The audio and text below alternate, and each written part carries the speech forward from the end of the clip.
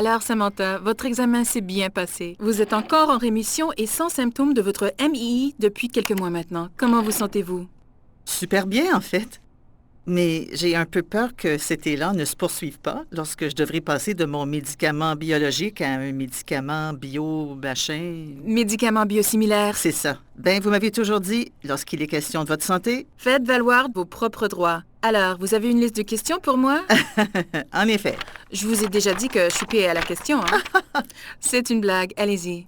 OK. Vous pouvez probablement deviner ma première question. Qu'est-ce Qu'est-ce qu'un qu'un médicament médicament biosimilaire? Oui. Je le savais. Bien, la plupart des médicaments qu'on prend se composent de petites molécules qui sont élaborées étape par étape pour devenir des comprimés ou des capsules. Nous avons des versions originales de référence et nous avons des médicaments génériques qui sont une copie conforme de la recette originale, mais à un prix plus raisonnable. Les médicaments biologiques sont différents. Ils se composent de molécules beaucoup plus complexes, faites à partir d'organismes vivants. Ils ne peuvent donc pas être copiés, mais on peut tout de même bénéficier de versions plus abordables appelées médicaments biosimilaires. Alors, ils ne sont pas la même chose, mais hautement semblables?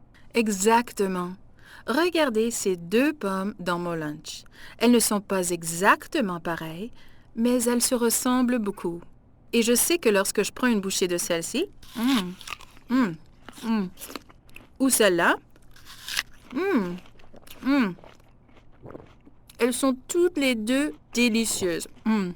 De même, les patients ressentent les mêmes bienfaits thérapeutiques lorsqu'ils prennent des médicaments biosimilaires ou des médicaments biologiques de référence. Comme tous les médicaments, ils doivent satisfaire à des normes rigoureuses avant que leur utilisation soit autorisée. Santé Canada réglemente la fabrication des médicaments biosimilaires pour s'assurer que leur qualité, innocuité et efficacité sont hautement semblables aux médicaments biologiques de référence. Santé Canada soutient que la transition à un produit biosimilaire est acceptable et que la décision de changer doit être prise par le médecin prescripteur et le patient en tenant compte des données probantes cliniques et de toute politique en vigueur dans la juridiction en question.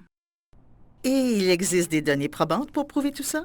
Bien entendu, il existe plus de 100 études de recherche sur les patients atteints d'arthrite, de maladies gastro-intestinales et cutanées inflammatoires ayant réussi à passer d'un médicament biologique de référence à un médicament biologique biosimilaire.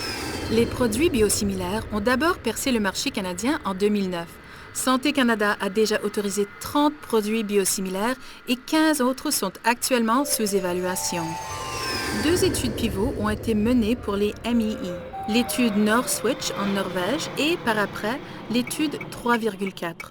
Lors de ces 2 études, les patients ont été randomisés pour recevoir le médicament biologique ou le médicament biosimilaire. Après plusieurs mois, les chercheurs ont conclu qu'il n'existait aucune différence clinique entre les deux pour maintenir efficacement la rémission et aucune différence en termes d'innocuité et d'immunogénicité. Immunogénicité? La capacité de l'organisme à développer une réponse immunitaire à un médicament biologique. Quand cela survient, le médicament n'est plus efficace. D'accord.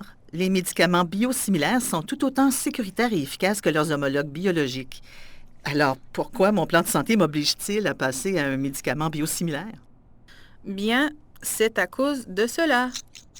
TUR? Oui, pour faire des économies.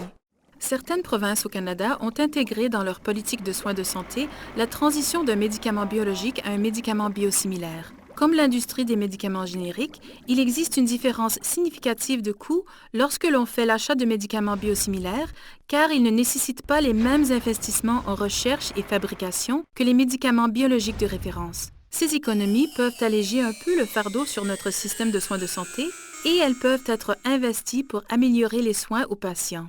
D'ailleurs, c'est ce qui est déjà fait en Colombie-Britannique, où les économies réinvesties servent à financer le remboursement de nouveaux médicaments novateurs, à offrir du soutien additionnel en soins infirmiers à tous les patients atteints d'une MII et à couvrir certains tests diagnostiques pour ces patients. Il se peut que, pour des raisons médicales, certains patients ne puissent pas changer à un médicament biosimilaire. Les gastro-entérologues comme moi aideront à déterminer s'il est nécessaire de continuer à prendre un médicament biologique de référence. Et ça ne devrait pas affecter la façon dont je fais remplir mon ordonnance? Non, le programme de soutien aux patients prenant des médicaments biosimilaires sera disponible pour vous aider si vous avez des préoccupations ou pour recevoir vos remboursements. Et il sera, espère-t-on, aussi empathique que le programme dont vous faites actuellement partie. Eh bien, je pense que j'ai passé au travers de ma liste de questions. Wow! Et qu'est-ce que je gagne? Vous méritez de manger le reste de votre lunch. Et si d'autres questions me viennent à l'esprit? Bien, je suis avec vous à chaque étape de votre transition vers ce médicament biosimilaire et je répondrai à n'importe quelle question que vous aurez. Et à mesure que nous en apprenons davantage, vous en saurez plus aussi. Formidable. Si vous souhaitez consulter d'autres ressources, la Fondation canadienne pour la promotion de la santé digestive possède plusieurs renseignements fiables sur son site Web. Les renseignements sont tous examinés et approuvés par des professionnels de la santé. C'est la fondation officielle de l'Association canadienne de la gastro-entérologie et une source digne de confiance pour tout ce qui touche à la santé digestive.